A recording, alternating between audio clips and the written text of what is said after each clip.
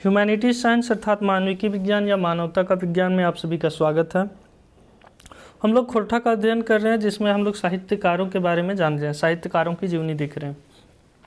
आज हम लोग अजीत कुमार झा, ए.के. झा, जिनको शॉर्ट में ए.के. झा बोल रहे हैं, आज हम लोग उनके बारे में जानेंगे और उनका खोरठा भाषा साहित्य में क्या योगदान है उसको समझते हैं। खोरठा भाषा को भाषा के रूप में मान्यता दिलाने में श्रीनिवास पानोरी जी के बाद यदि किसी का स्थान आता है तो वह अजीत कुमार झा या ए.के. झा भी बोलते हैं। ए.के. झा के नाम से ये प्रसिद्ध रहे हैं। इनका जन्म बोकारो जिला के चांदीपुर गांव में हुआ है ना। तो बोकारो जिला के चांदीपुर गांव में। माँ कुसुमवाला है ना, माता का नाम कुसुमवाला है। पिता लक्ष्मी नारायण झा थे और उनके पिता का नाम लक्ष्मी नारायण झा था। 20 जून 1939 ईस्वी को इनका जन्म हुआ है ना। तो उस समय भारत आज़ाद नहीं हुआ था और 20 जून 1939 को जो है इनका जन्म हुआ है। खोरठा भाषा को भाषा के रूप में मान्यता दिलाने के लिए अनेक रचना की, जो आज स्कूल के से लेकर प्रतियोगिता परीक्षा के लिए उपयोगी सिद्ध हो रही है। तो ए.के. झा का हम लोग कुछ रचना देखते हैं जो कि मतलब स्कूल में भी महत्वपूर्ण है और प्रतियोगिता परीक्षा में उनसे प्रश्न रहता ही है। खोरठा के काठे गैद के खंड है ना। तो खोरठा के काठे गैदेक खंड है ना। तो ये इनका रचना है। खोरठा काठे पायदेक खांडी है ना। तो खोरठा काठे पायदेक खांडी। अगला है खोरठा सहित सदानिक व्याकरण। खोरठा सहित जो है वो सदान का जो व्याकरण है, सदानिक व्याकरण। कविता पुराण। खोरठा भाषा रस छंद और अलंकार। खोरठा भाषा रस छंद और अलंकार। समाज एक सरजुइत निशाइन है ना। समाज एक सरजुइत निशाइन। शैर सरगट और तितकी, ये पत्रिका संपादन था, और शैर सरगट जो उपन्यास है। तो ये सारे जो है इनकी रचना है। आगे देखते हैं। इनकी रचना खोरठा में ही नहीं बल्कि अन्य भाषा हिंदी अंग्रेजी में भी है, और ये खोरठा के अलावा जो है वो हिंदी अंग्रेजी में भी इनका जो है वो रचना देखने को मिल जाएगा। इस उपलब्धि के लिए आपको अनेक सम्मान से सम्मानित किया जा चुका है। बोला जा रहा है कि ये सारी उपलब्धि के लिए जो ए.के. झा को बहुत सारे सम्मान से सम्मानित किया जा चुका है। सामाजिक सरजूत निशाइन है ना। समाज के सरजूत निशाइन, तो इसमें क्या है, सामाजिक सरजूत निशाइन जो है वो खंड काव्य की रचना श्री अजीत कुमार झा द्वारा किया गया है। इस खंड काव्य को 7 खंडों में विभक्त किया गया है। तो सामाजिक सरजूत निशाइन जो है इसको 7 खंड में विभक्त किया गया है। खंड को कवि खांधा लिखा है, और खंड को जो खांधा लिखे हैं। खांधा मतलब जैसे हम लोग घर में रेक रहता है तो उसको बोलते हैं एक खंधा में, वो खंधा में। तो खंधा मतलब सेक्शन, पार्ट है ना। आकार प्रकार की दृष्टि से यह रचना खंड काव्य जैसी है। तो जिस प्रकार से आकार है उसके अनुसार से यह खंड काव्य जैसी है ना। यह खंड काव्य के 7 खंडों खांधा में समाज से जुड़ी विभिन्न समस्याओं में प्रकाश डाला गया है। तो मुख्य रूप से ये हम लोग जब अपने जीवन में जीते हैं तो उसके जो सामाजिक जो बहुत सारी समस्याएं आती हैं, समाज के साथ साथ पारिवारिक समस्याएं भी, क्योंकि परिवार की समस्या भी समाज की समस्या है, तो उन सारी चीज़ों पे प्रकाश डाला गया है। प्रथम खंड मतलब प्रथम खंडा में धार्मिक न्याय मतलब धर्म का न्याय और न्याय के समाज के अंतर्गत, तो जो धर्म का न्याय है और न्याय के जो समाज के अंतर्गत धर्म व्यवस्था पे चिंता की गई। जो धर्म का व्यवस्था है उस पर चिंता किया गया है कि न्याय व्यवस्था जो है धर्म पे जो इस तरह से बनाया गया है उसमें, मतलब जो भगवाने के केनो भगत बन जाए धर्मात्मा तुरंत। तो भगवान का कोई भी भगत है जो तुरंत धर्मात्मा बन जाता है। छुए नहीं तनियो दोष तकरा बेस व मांद कोक बखरा है ना। तो वही बोलता है कि मतलब जो भगवान के नो भगत, जो भगवान का कोई भी भगत है जो तुरंत बन जाता है धर्मात्मा। छुए नहीं तनी दोष तकरा, ओकरा कोई दोष नहीं छूता है। बेस व मंद कोक बखरा है ना, चाहे बेस हो या बंद हो है ना। अगला है दूसरा खान में बेटी के जन्म लेते ही दोष दर्शन। तो बेटी के जन्म लेने के साथ ही जो है वो दोष दर्शन, उसकी शादी के सौदेबाजी, पाखंडपूर्ण धर्म आदि से उत्पन्न समस्याओं की चिंता व्यक्त की।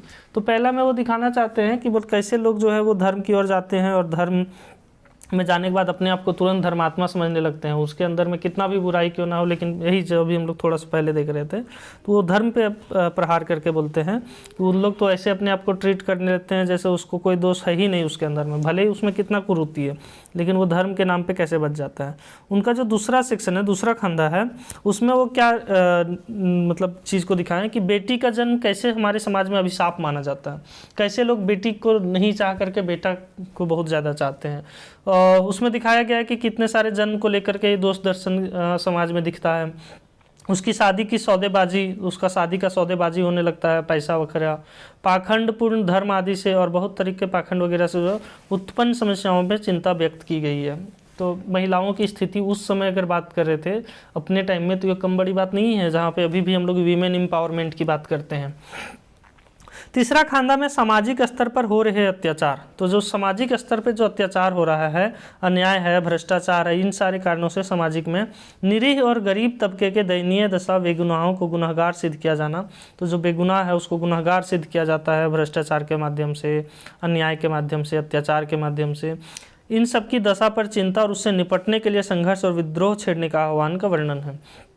तो ये सब में जो दशा दिशा है और उसमें जो मतलब उसके लिए जो हम लोग है कि कैसे विद्रोह कर सकते हैं, कैसे झारखंड के लोग एकजुट हो सकते हैं, वो सारे कुछ है। सिर्फ झारखंड के लोग नहीं बल्कि पूरी मानवता को एक प्रकार से ये मैसेज है। चौथे खांदा में दुनिया के कुछ अन्य देशों की सामाजिक व्यवस्था।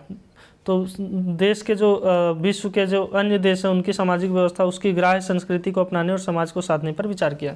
तो ये इस बात से पूरा सहमत है कि हर समाज में बहुत सारी अच्छाई बात है, तो हम लोग दूसरे समाज से भी अच्छी अच्छी बातों को ले सकते हैं, आत्मसात कर सकते हैं।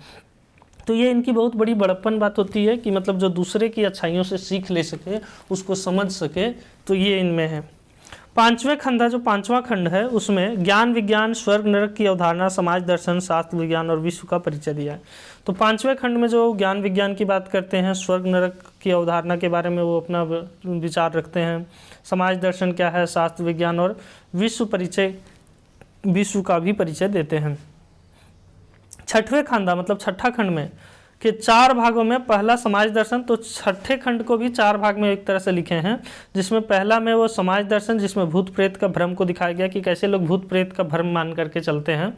दूसरा भाग में विज्ञान, जिसके शरीर और आत्मा पर वैज्ञानिक चिंतन है, समस्त समाज पर विज्ञान, अंधविश्वास आदि पर कवि के विचार चित्रित हैं, और वो जो बहुत सारे अंधविश्वास फैले होते हैं उस पर वो विज्ञान की बात करते हैं और बोलते हैं कि अंधविश्वास से बाहर निकलिए।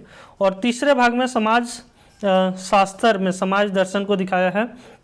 समाज दर्शन समाजे के गवैया गुलेन गुनवैया बेड़वैया गुलेन के बन रावे। तो वो समाज दर्शन के माध्यम से बोलते हैं कि कैसे जो बिगड़े लोग भी हैं, जो मतलब अपने पथ से भ्रमित हो गए हैं, दिग्भ्रमित हो गए हैं, उनको भी कैसे अपने रास्ते में लाया जा सकता है।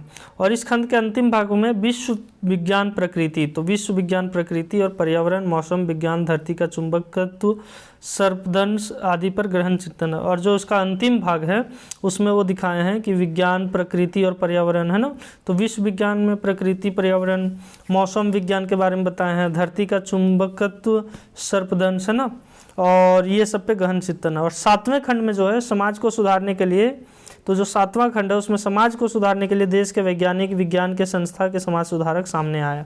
तो वो बताते हैं कि कैसे देश के वैज्ञानिक, विज्ञान के जो संस्था हैं, समाज सुधारक हैं, वो सब कैसे सामने आते हैं। तो देखिए विज्ञान वगैरह के बारे में कैसे लिखते हैं। मनोरंजन नाय मानव रंजन, बोल मनोरंजन नहीं बल्कि मानव का रंजन होना चाहिए। सुधे सुधार नाय सही परिवर्तन, जो सही नहीं है उसको सुधार करके सही परिवर्तन कीजिए। आर तकर ले सकत समाज, और उसके लिए सही समाज बनाइए, टाइट समाज बनाइए। निर्माण संस्थान हुलवे फोरवे बखान, और यही सारे संस्थान जो है वो सारे जो हैं वो इन लोगों के लिए सही रास्ते हो सकते हैं। इस खंड में समाज निर्माण के बढ़ते चरण में गड़े कांटे को निकालने और विकास के लिए नई सोच की सीढ़ी का निर्माण की युक्ति बताई है। तो इस खंड में जो है वो समाज निर्माण के बढ़ते चरण में गड़े कांटे को, जैसे बहुत सारे जो रास्ता में बढ़ते हैं तो हम लोग के लिए ऑब्स्टेकल आते हैं जिसको हम लोग कांटा बोलते हैं, उसको निकालने और विकास के लिए नई सोच की पीढ़ी का निर्माण की युक्ति बताई है। खोरठा काठे पादक खांडी है ना। अब हम लोग दूसरा जो है वो देखने जा रहे हैं खोरठा के काठे पादक खंडी है ना। तो इसमें क्या है, श्री अजीत कुमार झा ने अपनी रचना खोरठा के काठे पादक खंडी का सार्थक तथा मानव मन को उद्वेषित करने में सहायक कविताओं को संकलित किया है। तो ये कविता का संकलन किए हैं जिसमें अपनी ये सारी कविताएं भावों की गंभीरता से भरी हुई है, जिसमें भाव की गंभीरता पूरी है। इनकी विषम सामग्रियां झारखंड क्षेत्र की अवस्था एवं दशा को चित्रित करती है। तो जो इस कविता में देखिएगा तो झारखंड क्षेत्र की जो अवस्था है और दशा है इसको चित्रित किया गया है। ये कविताएं यहाँ के लोगों को विकास की दिशा में अग्रसर होने का निमित्त आमंत्रण स्वरूप है। और ये जो कविता है ये झारखंड के लोगों को बढ़ने के लिए जो हमेशा प्रेरित करती हैं। ये कविता के रचनाकार अजीत कुमार झा ने अपनी रुचि एवं साहित्य भावना को उजागर करती है। कवि की शैली एवं भाव कविताएं के विषय के साथ सराहनीय है। तो जो उनका शैली है, भाव है, ये सारे सराहनीय हैं। इनकी चनफन, मानुष स्वागत, लौतन जगूत माना और डहरे के डवानी, ये सारा इनका कविता है, उसमें मनुष्य के ज्ञान की परछाई मिलती है। डहरे के डवानी, मानुष नामे, तो ये जो कविता है डहरे के डवानी, तो मानुष नामे, राधा ले कविताओं में मानव मन को उन्नत करने तथा भटकाने वाले समाज से के चिपाचिपिक चोर, चीटा चलनेक आदि पर चर्चा है। ये सारे श्री अजीत कुमार झा जो हैं वो खोरठा भाषा वैज्ञानिक हैं। खोरठा भाषा वैज्ञानिक मतलब खोरठा भाषा के अच्छे जानकार हैं, उसके लेखक हैं, और खोरठा भाषा में इनका जो है वो अच्छा खासा योगदान रहा है। तो इनकी भाषा स्तरीय होती है। भाषा स्तरीय होती है मतलब इनका भाषा स्टैंडर्ड लेवल का होता है, जो भाषा विज्ञान के नियमों से आबाद होती है। और ये भाषा जो है इनका विज्ञान के नियमों से आबाद होती है। इसी कारण सरलता और सहजता से इसे समझा नहीं जा सकता। तो अगर हम लोग समझेंगे कि इसको बहुत आसानी से लाइन बाय लाइन पढ़ ले, समझ ले, तो इतनी आसान नहीं है, बल्कि आपको भी उसके लिए थोड़ा सा जो है मेहनत करना पड़ेगा। आप में भी विद्वत्ता की आवश्यकता है। प्रतिफल स्वरूप जो संप्रश्नीयत आवश्यक है वह यह भी कि सामान्य पाठक से दूर रह जाता है। और इसका एक थोड़ा बुरा परिणाम ये भी दिखता है कि सामान्य पाठक इनके चीज़ों को बहुत आसानी से नहीं समझ सकते हैं। तो सामान्य पाठक को थोड़ा मेहनत करना होगा, थोड़ी अपनी बुद्धि का प्रयोग करना होगा। इनकी कविताओं में पांडियन्य झलकता है। चूँकि ये एक झा हैं, पंडित तो रहे हैं, उसके बावजूद भी धर्म की बुराइयों के बारे में ये खुल करके अपने विचार रखे हैं, जो एकदम सराहनीय है ना। तो इनकी कविताओं में पांडियन्य झलकता है। अतः आम लोग जो कविता के तथ्य को आसानी से ग्रहण नहीं कर पाते हैं। केशव दास की तरह इन्हें भी खोरठा का कहा जा सकता है। केशव दास की तरह जो है इनको भी खोरठा का कहा जा सकता है। केशव दास काव्य में अलंकारिता मोह के कारण कठिन काव्य का प्रेम कहलाते हैं। तो अजीत कुमार झा भाषा विज्ञान के नियमों पर आधारित कठिन के कारण कठिन काव्यता प्रेत कहा जा सकता है। तो जो केशव दास हैं, जो काव्य में अलंकारिता लाते हैं, उसके कारण जो उनका काव्य का प्रेम दिखता है और वो थोड़ा कठिन हो जाता है। ठीक उसी प्रकार जो है अजीत कुमार झा जो भाषा विज्ञान के नियमों का प्रयोग करते हैं, उसके कारण जो है वो काव्यता में थोड़ा कठिनाई आ जाती है, जिससे आम पाठक उसको उतनी आसानी से नहीं समझ सकते हैं। आगे बोल रहा है कि इनकी अन्य कविताओं में भी सामाजिक निर्माण के भाव भरे हैं। तो इनका जो बाकी कविता है उसमें भी सामाजिक निर्माण के भाव भरे हुए हैं। ए.के. झा की मान्यता है कि साहित्य को मानव जीवन से जुड़ा होना चाहिए। ऑब्वियसली साहित्य को मानव जीवन से बिल्कुल जुड़ा होना चाहिए। अगर मानव जीवन से साहित्य नहीं जुड़ा हुआ है तो साहित्य का कोई मतलब नहीं बन जाता है। जो साहित्य मानव जीवन को चित्रित नहीं करता, इसके विकास का मार्ग नहीं खोलता, वह साहित्य की गरिमा नहीं प्राप्त कर सकता। बिल्कुल उसको साहित्य कहा ही नहीं जाना चाहिए जो मानव जीवन के बारे में चर्चा ही नहीं करता हो, उनके समस्याओं का वर्णन ही ना करता हो और उनका समाधान ना ढूंढता हो। शिवनाथ प्रमाणिक जी झा जी के संबंध में कहते हैं, तो शिवनाथ प्रमाणिक जो है वो झा जी के संबंध में कहते हैं, इनका खोरठा भाषा और साहित्य के प्रति जितना समर्पण था, अगर वो हिंदी या बांग्ला जैसी भाषा में काम करते तो आज उनकी ख्याति राष्ट्रीय अंतर्राष्ट्रीय स्तर पे होती। ऑब्वियसली चूँकि खोरठा भाषा को जो है वो 22वीं अनुसूची में शामिल नहीं, तो जो 8वीं अनुसूची में जो 22 भाषा है ना, उसमें से खोरठा सम्मिलित नहीं है। अगर खोरठा सम्मिलित हो जाता तो इसके भी जो मतलब जितने भी साहित्य वगैरह लिखे जाते हैं, कविता लिखे जाते हैं, उसके बाकी भाषा में ट्रांसलेशन होता है और उनको फिर जो है वो साहित्य अकादमी पुरस्कार वगैरह जो होता है उसमें सम्मिलित किया जाता है। तो खोरठा भी इसमें सम्मिलित नहीं है, जिसको मतलब ये तभी हो पाएगा जब इसमें अच्छे अच्छे साहित्य होंगे तब, है ना। शिवनाथ प्रमाणिक जी झा जी के संबंध में कहते हैं, तो शिवनाथ प्रमाणिक जो है वो झा जी के संबंध में कहते हैं कि ये तो हम लोग देख लिए, किंतु उन्होंने अपनी मातृभाषा को अपनी लेखन का अधिकार बनाया और अपने जीवन को समर्पित कर दिया। और ये एक बहुत बड़ी बात है कि वो अगर हिंदी बांग्ला वगैरह में रहते तो शायद उनको बहुत सारे पुरस्कार, राष्ट्रीय अंतर्राष्ट्रीय ख्याति भी मिलता, लेकिन वो ख्याति से दूर होकर के जो है इन्होंने खोरठा भाषा में अपना योगदान दिया। और इनका मृत्यु जो है 29 सितंबर 2013 ईस्वी को हो गया है। चलिए अब थोड़ा एक साइड बुक का भी हम लोग जो है वो अध्ययन कर लेते हैं, तो देख लेते हैं इसमें क्या है। तो नाम जो है इनका अजीत कुमार झा है, इनका उपनाम झारपात है और जन्म जो है इनका 20 जून 1939 को हुआ था और इनकी मृत्यु जो है 29 सितंबर 2013 ईस्वी को हुआ था। जन्म जो है चांदीपुर थाना कसमार बोकारो में हुआ है। रहने का जो घर है इनका पेटरबार है। माँ का नाम कुसुम देवी और बाप का नाम जो है वो लक्ष्मी नारायण झा है। इनकी शिक्षा जो है बीए संत कोलंबस कॉलेज हजारीबाग से हुई है। पीएचडी डॉक्टरेट जो मानद होता है मौसम वैज्ञानिक से भी है। बेटा का नाम तो ये सब जो है वो छोड़ दीजिए, ये क्या क्या यहाँ पे ऐसे दे दिया जो हमारे लिए नहीं है। इनका सिद्धांत है धारा गगन सिद्धांत। सम्मान जो है मौसम विद्वान सम्मान से मिला है, शताब्दी रत्न, मैथिली शरण गुप्त सम्मान, महादेशोत्तम सम्मान, नवरंग सम्मान और US man of the year, ये सारे सम्मान उनको प्राप्त हुए हैं। कुछ और चीज़ देख लेते हैं जो हम लोग साइड बुक से ले रहे हैं। तो उसमें लिखा है कि झा जी का काल 1975 से 2000 तक माना जा रहा है, मतलब जो उनका अच्छा खासा जो बुक साहित्य है वो सारे में। झा जी का ढाकी क्षेत्र कमेटी का स्थापना करा लला, तो एक जो है वो ढाकी क्षेत्र कमेटी का स्थापना किए थे, ये रामगढ़ में 1975 में। झा जी तितकी पत्रिका के संपादन कर रहे थे, तो तितकी पत्रिका हम लोग पढ़ चुके हैं। सबसे ज़्यादा मान्यता मिला हुआ किताब कौन है? खोरठा सहित सदानिक व्याकरण, ये वाला पुस्तक है ना, खोरठा सहित सदानिक व्याकरण। झा जी का मौसम वैज्ञानिक नामे जानल है, तो उनको जो है वो मौसम वैज्ञानिक के नाम से भी जाना जाता है। और झा जी खोरठा के संगे संगे अंग्रेजी, हिंदी, उर्दू, बांग्ला, संस्कृत जानो हला, तो वो अंग्रेजी, हिंदू, बांग्ला, संस्कृत ये सब भी जानते थे।